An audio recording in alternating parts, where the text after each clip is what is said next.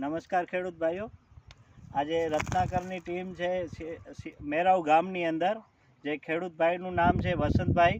આપણે એમને મળીએ અને એમના ફાર્મની અંદર ફ્લાવરિંગની સમસ્યા હતી, જે આજે આખું કચ્છની અંદર સમસ્યા છે. તો આ ફાર્મરને આપણે મળીએ અને એમનું પૂરી ડિટેલ લઈએ. વસંતભાઈ નમસ્કાર. નમસ્કાર સાહેબ. આપણે તમારા જે ફાર્મની અંદર આપણે પહેલી વિઝિટ કરી ત્યારે ફ્લાવરિંગ નહોતું આવતું. હા, યસ. તો આપણે કઈ દવાઓ વાપરી જેનાથી તમને આટલું પુષ્કળ ફ્લાવરિંગ અને સારા રિઝલ્ટ મળ્યા છે? તો થોડુંક અમારા ખેડૂત મિત્રોને જણાવો આપ.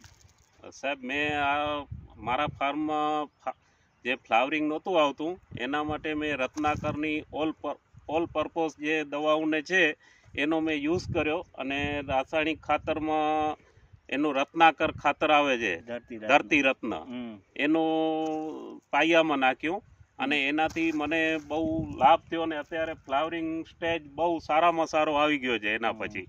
અચ્છા, એટલે તમે નથી ડીએપી, એસએસપી નહીં, કાંઈ નહીં, કોઈ ખાતર નથી ખાતર, રાસાયણિક ખાતર કોઈ નથી નાખ્યું, દેશી ખાતર નાખ્યું છે ને આ ધરતી રત્ન રાખ્યું છે. બરાબર, સરસ.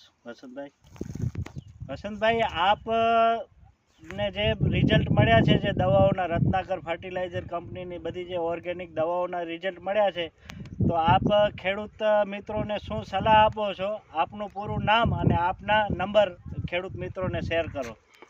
મારું નામ વસંતભાઈ પ્રેમજી સેંગાણી છે, અને હું મેરાવનો રહેવાસી છું, અને મારું મોબાઈલ નંબર છે 9925022581 99250 22 581.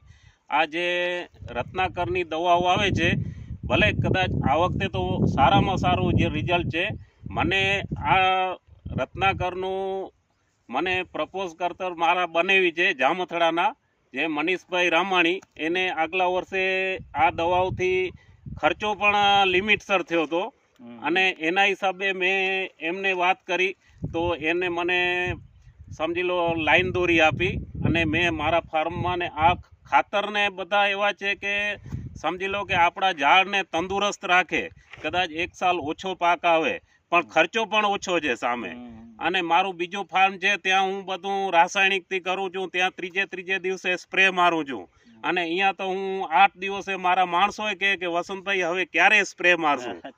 પણ જે એની દવાઓને સાહેબનું કહેવાનું એ છે કે તમે જે ઝાડને ફળદ્રુપતા જોઈએ નીચેથી તમે ખેંચી લેશો તો એ 2-4 વર્ષ ઝાડ ચાલશે, પછી નહીં ચાલે.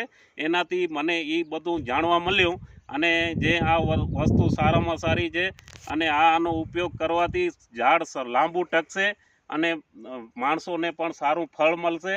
અને બીજું તો એ છે કે અત્યારે એક વખત ઝાડને ઇન્જેક્શન આપીને ફાળ લઈ એ બહુ મહત્વનું નથી, પણ સારું રિઝલ્ટ એને સારો ખોરાક આપીને લઈ એ લાંબુ ટકશે. એટલે આપ ટૂંકમાં એવું કહેવા માંગો છો કે ઝાડ અને જમીન બે પોતાની રીતે ઉત્પાદન આપે છે, અને આનું રિઝલ્ટ સારું છે, જે આપણે નરી આંખે જોઈ શકીએ છીએ. હા, ઝાડ અને જમીન શું છે, જમીનમાં ફળદ્રુપતા હશે, અળસિયા હશે, આના બધા ખાતર એવા છે કે જ્યારે આપણે એને ડ્રીપમાં ને આપીએ છીએ ત્યારે એમ થાય છે કે આના ખાતર બધા વર્મી કમ્પોસ્ટથી કે એવા બનાવેલ છે ને કે એનામાંથી આપણને એમ થાય કે એ ધરતીને મળે છે, ને એના ઉપરથી અળસિયાને પેદા થાય છે.